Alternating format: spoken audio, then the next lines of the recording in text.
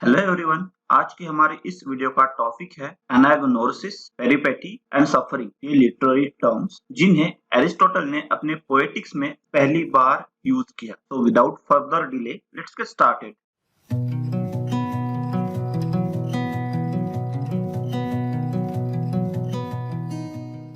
सबसे पहले एनाग्नोसिस का मीनिंग समझते हैं। It is movement of discovery और रिकॉग्निशन, यानी जो मूवमेंट होता है जहाँ पे कैरेक्टर्स को किसी चीज के बारे में पता चलता है जो उन्हें पहले पता नहीं थी, उसे एनाग्नोसिस कहते हैं। और डिटेल में देखते हैं इसको। That movement when the hero और some other character passes from ignorance to knowledge. अब एनाग्नोसिस होता क्या है? वो मूवमेंट होता है जहाँ पे हीरो या फिर कोई अदर कैरेक्टर जिनका इग्नोरेंस उस मूवमेंट पे चला जाता है और उन्हें किसी चीज का, किसी फैक्ट का नॉलेज होता है। उस मूवमेंट को, जो जानने का जो मूवमेंट है, रिकॉग्निशन का जो मूवमेंट है, उसे एनाग्नोसिस कहते हैं। This could be a recognition of a long lost friend और फैमिली मेंबर, और it could be of some fact. तो ये जो रिकॉग्निशन होता है, डिस्कवरी होती है, किसी लॉन्ग लॉस्ट फ्रेंड की हो सकती है, फैमिली मेंबर की हो सकती है, या फिर कोई फैक्ट जो उन्हें पता नहीं था उसकी हो सकती है। समझिए, एक हीरो है, उसके बचपन में उसका बहुत ही क्लोज फ्रेंड बिछड़ गया,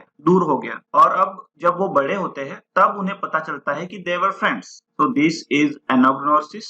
यही बात फैमिली मेंबर के बारे में कह सकते हैं कि फैमिली मेंबर बिछड़ जाते हैं बहुत सालों पहले, अब उन्हें पता चलता है कि दे आर फैमिली मेंबर। और या फिर ये कोई फैक्ट होता है, बहुत साल पहले एक इंसिडेंट हुआ था और उस इंसिडेंट का फैक्ट, उस इंसिडेंट का रीजन कैरेक्टर्स को नहीं पता था, लेकिन बहुत सालों बाद उसका रीजन उन्हें पता चल जाता है, उनको कोई फैक्ट समझ में आ जाता है। तो ये जो सब मूवमेंट है, इन सभी को एनाग्नोसिस कहते हैं। There are some types of recognition, मतलब जो रिकॉग्निशन होता है, एनाग्नोसिस होता है, इन कुछ माध्यम से होता है, जैसे साइंस, ऑब्जेक्ट्स और सिंबल्स। जैसे हिंदी मूवी में हमेशा होता है कि बिछड़े हुए भाई एक दूसरे को पहचानते हैं क्योंकि उनके बर्थ मार्क्स होते हैं, कुछ और सिंबल्स होते हैं, इनकी वजह से। तो this is also a kind of recognition. Sometimes author tells himself, sometimes all knowing author, जहाँ पे ऑथर को सब पता होता है प्ले का, वो खुद ही बता देता है व्हाट इज द फैक्ट और who are the family members or lost friends. Sometimes discovery from memory, जैसे याददाश्त खोना, मेमोरी लॉस होना, और वो मेमोरी बाद में वापिस आना,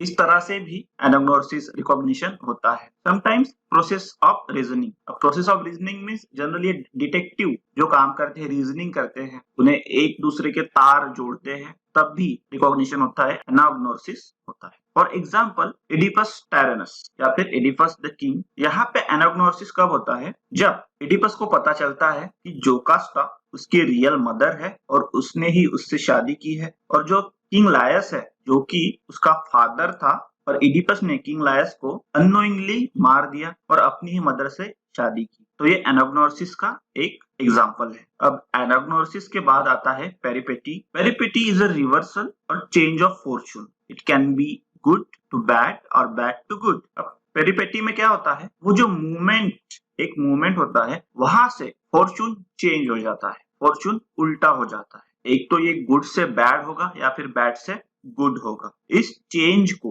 पेरिपेटी कहते हैं। Peripety can also be interpreted to mean the reversal of the hero's intention, that is a situation in which the consequence of the hero's action is the opposite of what he intended. अब पेरिपेटी का दूसरा भी एक meaning होता है जो मैंने पहले बताया है। Peripety is a reversal of fortune. जो फॉर्चून का बैड से गुड होना या फिर गुड से बैड होना, ये पेरिपेटी तो है ही, उसका दूसरा भी मीनिंग निकलता है। इसमें क्या होता है? It is a reversal of heroes intention. अब यहाँ पे reversal of heroes intention means hero एक एक्शन लेता है और उसके बाद उसके जो कॉन्सिक्वेंसेस होते हैं, उसके जो परिणाम होते हैं, वो उसके डिजायर्ड नहीं होते। वो जो कॉन्सिक्वेंसेस होते हैं वो अपोजिट होते हैं। फॉर एग्जाम्पल प्ले मैकबेथ में मैकबेथ किंग डंकन का मर्डर करता है। मैकबेथ को लगता है किंग डंकन का मर्डर करके वो स्कॉटलैंड का किंग बन जाएगा और उसे कोई अपोज नहीं करेगा और वो रूल करेगा, लेकिन ऐसा होता नहीं। जो रिजल्ट है उसके अपोज में सारे के सारे मैकडफ वगैरह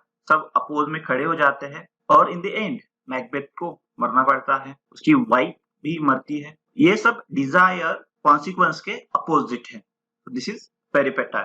the most effective form of peripety is one that is exactly coincident with anagnosis. So according to Aristotle, जो most effective peripetai है वो anagnosis के साथ ही आता है। अब इसको हम एग्जाम्पल के थ्रू समझते हैं। जैसे मैंने इडिपस का एग्जाम्पल anagnosis में दिया था, अब उसी एग्जाम्पल को कंटिन्यू करते हैं। किंग ऑफ थीव्स है लायस और उसकी वाइफ है जोकास्टा। उनको एक बेटा पैदा होता है, लेकिन एक प्रोफेसी होती है कि वो जो बेटा पैदा होता है वो अपने फादर का मर्डर करेगा और अपनी मदर से शादी करेगा। इसके लिए ये जो प्रोफेसी है झूठी करने के लिए लायस और जोकास्टा वो जो न्यूबॉर्न बेबी को है मारने के लिए भेज देते हैं। लेकिन उस बच्चे को दूसरे किंगडम में, जहां पे किंग पॉलीबस और क्वीन मेरो उस बच्चे को संभालते हैं, उसको अपने बच्चे की तरह प्यार करते हैं। लेकिन जब वो बच्चा बड़ा होता है, उसको इडिपस कहा जाता है, उसे पता चलता है कि वो अपने फादर का मर्डर करेगा और अपनी मदर से शादी करेगा। तो उसे लगता है पॉलीबस और मेरो उसके असली पेरेंट्स है, तो वो उन्हें छोड़कर पास के किंगडम है थीव्स से वहां पे चला जाता है।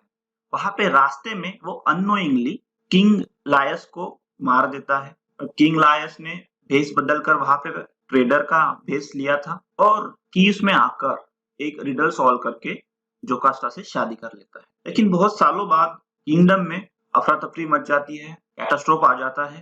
तब वहां पे एक प्रोफेसी होती है और वो प्रोफेसी कहती है कि जिसने किंग लायस को मारा है उसका पता चल जाए तो ये कैटास्ट्रोफ है, ये प्लेग है, मिट जाएगा। अब इस मूवमेंट में इडिपस अपने मैसेंजर भेजता है पता करने के लिए किंग लायस को किसने मारा है। अब इस मूवमेंट पे मैसेंजर आता है और वो मैसेंजर इडिपस को बताता है कि उसका पेरेंटेज कौन सा है।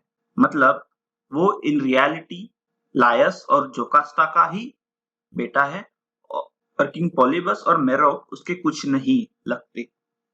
अब यहाँ से ये रिकॉग्निशन उसको होता है, ये एनाग्नोसिस उसको होता है और यहाँ से पेरिपेटी शुरू होती है। यहाँ से उसका जो फॉर्चून है गुड से लेके बैड में चेंज हो जाता है। उसकी मदर या फिर वाइफ जोकास्टा खुद को हैंग करती है, मार डालती है और इडिपस भी खुद को ब्लाइंड कर लेता है। तो दिस इज एनाग्नोसिस और पेरिपेटी। हमारी नेक्स्ट टर्म है सफरिंग। तो सफरिंग क्या है? The depiction of tragic incident और calamity as murder, torture, mimicry, wounding. तो सफरिंग में जो मर्डर है, टॉर्चर है, मिमिक्री है, वुंडिंग है, इनका डिपिक्शन होता है। और मतलब स्टेज पर मर्डर करते हुए दिखाना, टॉर्चर के सीन दिखाना, मिमिक्री करना, वुंडिंग करना, जख्मी करना, बहुत ज्यादा जख्मी करना, खून दिखाना, ब्लडशेड दिखाना, दिस इज ऑल सफरिंग। लेकिन according to Aristotle, suffering should not be acted but narrated, it is less important. According to Aristotle जो सफरिंग है, ये जो सीन्स है वो सब नैरेट करने चाहिए, नैरेटर ने बताने चाहिए, उन्हें स्टेज पर एक्ट नहीं करना चाहिए। और अकॉर्डिंग टू एरिस्टोटल ये सफरिंग वही प्लेराइट दिखाता है जिसमें क्वालिटी नहीं होती। ये according to Aristotle suffering is very less important. This is all about today. I hope कि आपको आज की वीडियो पसंद आई होगी। अगर आपको आज की वीडियो पसंद आई है तो प्लीज इस वीडियो को लाइक करें, शेयर करें और हमारे चैनल को सब्सक्राइब करें। Thanks for watching and stay connected.